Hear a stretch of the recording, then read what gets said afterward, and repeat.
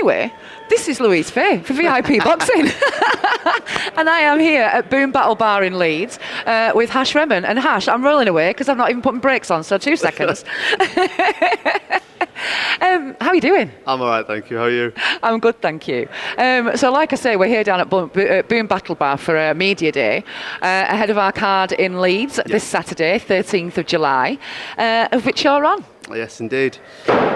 So, back to winning ways this time. Little bit of a bump in the road last time. We're going to have a little mention of it, but that is massively in the past now. You took a big risk, a big fight at the stage of your career for both of you, in Joe Howarth, and you come up short on that occasion. Yeah. But this is about putting things right. You've had, I know it was a tough camp in the lead up to the last one. So take it from here, Hash. Talk to me. How's things been going? Yeah, things have been good. Since do you know what it was? Really and truly. Obviously, circumstances, like I say, circumstances for that fight were just not ideal. Yeah. But I took the risk, so it's my responsibility. And it is what it is. And I enjoyed it, to be honest with you. Although I took a loss, I did enjoy having a really 50-50, the pressure of it and things like that. It was good. And you seem to handle that pressure well. Oh, I like to think so, but yeah, you seem to from from a body language perspective and the way that I know you. Yeah. You seem to handle that pressure well, and I actually thought that probably gave you a little bit of a. Yeah, maybe. Yeah. So like I say, after the loss, I was probably depressed for about 2 days, but then at the end of the second day, I just kind of thought, it is what it is. I just kind of thought it's the will of God, so I don't mind. Do you know what I mean? It's a lesson learned, and we just kind of move forward from here. And then since then, I'm not joking. I've literally been in the gym non-stop, even throughout.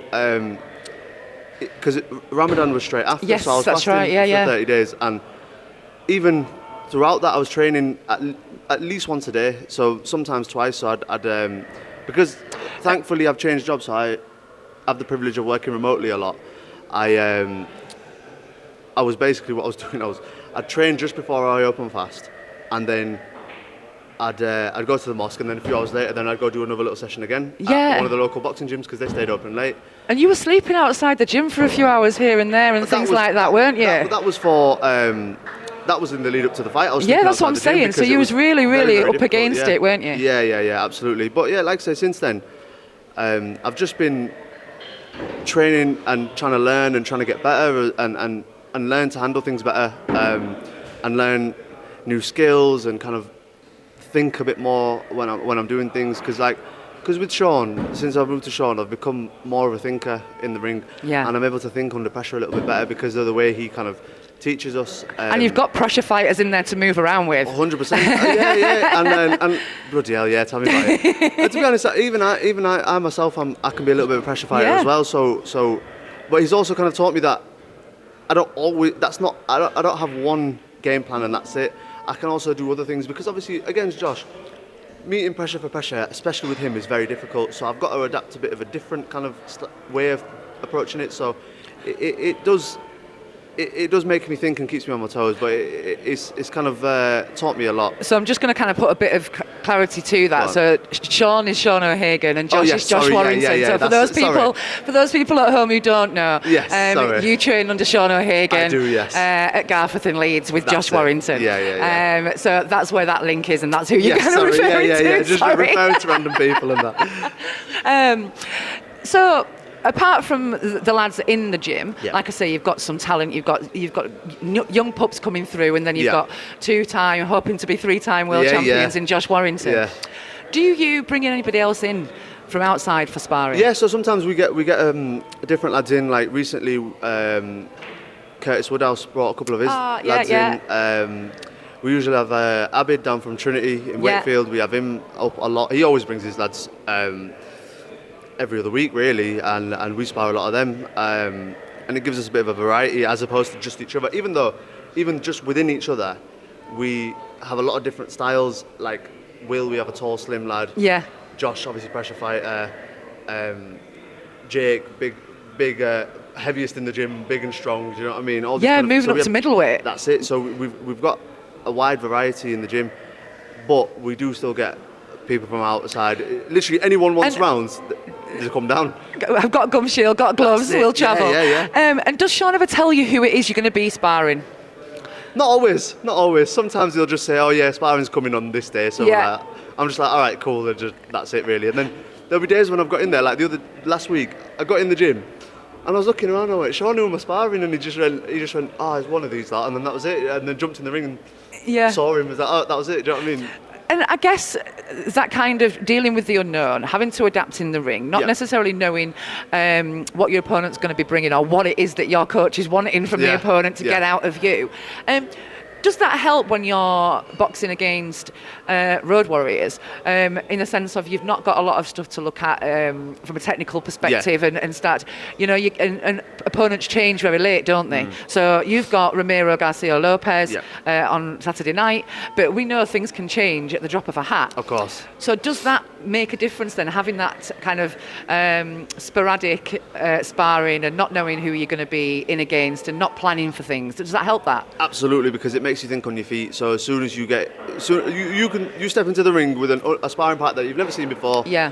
You didn't even know you were sparring him until he stepped into the ring. Yes. And Sean generally says to me, he goes, just work on your jab first round, and let's see what he's like, and then we'll start picking it up and start picking things up after that. And that's generally what I do. So it does help you think on your feet, and it helps you learn how to approach that first minute and a half, 2 minutes, whatever it may be, and then from how you follow on from that. So even in that first round, you might spend the first 30 seconds just like pouring, having a bit of offence, and then you might see some gaps yourself. And like I say, it really does help you think on your feet, and that translates well to fighting these road warriors and last minute change of opponents and things like that. Absolutely. So, we're coming up to Saturday night. What kind of Hash are we going to see in the ring? However I feel on the night, to be honest. You know what it is?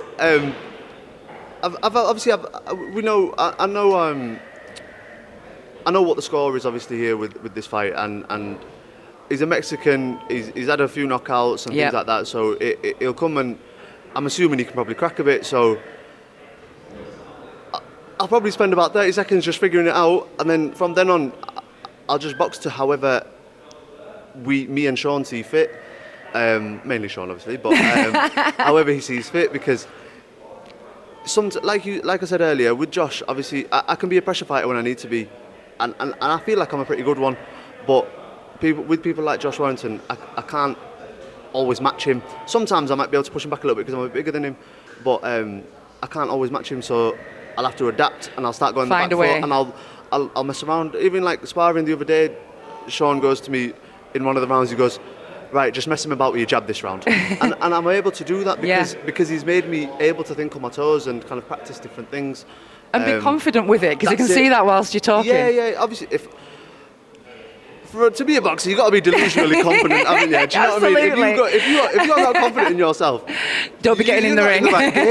Because do you know, like people say to me, oh, do you think you take so-and-so? Do you think you take so-and-so? And I'm just 100%, even if I'm delusionally confident, I still think so, because if I didn't, what am I doing? I'm in the wrong game. So, I have to be, and like I say, whatever he comes with, as we say, he's had a few knockouts and things like that, so he can obviously crack a bit, and whatever he comes with, if I feel like I'm too strong for him anyway, or if I feel like it'd be smarter here to box around him and start moving, whatever we see after the first 30 seconds, first minute, we'll go towards that. So what you can see is or what you will see rather, is a thinking Hash and someone who can box pretty well, and going forward or coming back. Well, I wish you all the best for Saturday night in Leeds. Ready to collect win number 8 as a professional. Definitely. Hashim Rehman, thank you so much. Thank you very much. Cheers. For all boxing info, news and latest interviews, amateur and pro, across the north, click and subscribe. VIP Boxing Promotions. Also, Twitter, Instagram and Facebook.